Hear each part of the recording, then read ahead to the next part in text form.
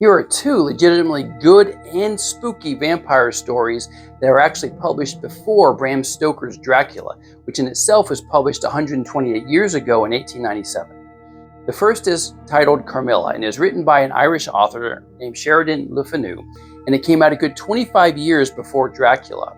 And when you read it, you can see its fingerprints all over Bram Stoker's story. The main characters are a retired diplomat or state civil servant or something like that, and his young daughter, Laura. And so they live out in the middle of nowhere in their family castle or manor. Circumstances bring to them this woman and her young daughter named Carmilla. Now there's an accident that actually brought them to their attention, and the woman, the mother of this young daughter, Carmilla, beseeches the diplomat and Laura to please take care of their child, nurse her back to health. She's on this secret, mysterious mission that's got to take her away. She can't not go, but if they could just take their daughter in and nurse her back to health, she'll be back and reward them. And so they bring the mysterious child into their home. Of course, soon they find that Carmilla isn't exactly what they thought she was. Things take a really spooky turn, and you get to see some of the vampire lore that didn't even make Bram Stoker's Dracula play out, which I think is really kind of neat.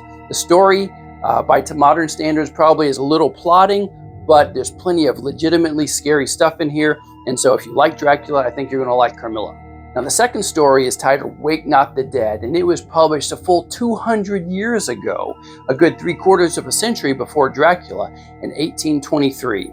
This was written by a German author named Ernest Rappuck, and this story takes place in France and involves Walter, who lives out in the French countryside, and he had met his beautiful wife Brunhilde, and they had this wonderful life together, except Brunhilde passes away, buries her, grieves for her, and then sometime later he starts to rebuild his life, marries again, and at first is happy, but then he starts getting sour on his new marriage, and he starts just wishing Brunhilde was back. So he spends his time wandering the cemetery where his first wife is buried, where he meets a sorcerer, and the sorcerer tells him, yeah, I could bring your wife back, but it comes at a heavy price.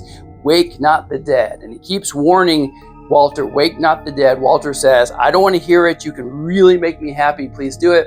And so, of course, Brunhilde is brought back, and things take a terrifying turn for this. Now, there's some, again, legitimately creepy stuff in this story. I think the ending, the moral of the story is kind of in your face and a little ham-fisted, but the story itself is really, really good. And I think it's worth your time if you're into vampire stories and you want to see some of the material that may have inspired Bram Stoker's Dracula.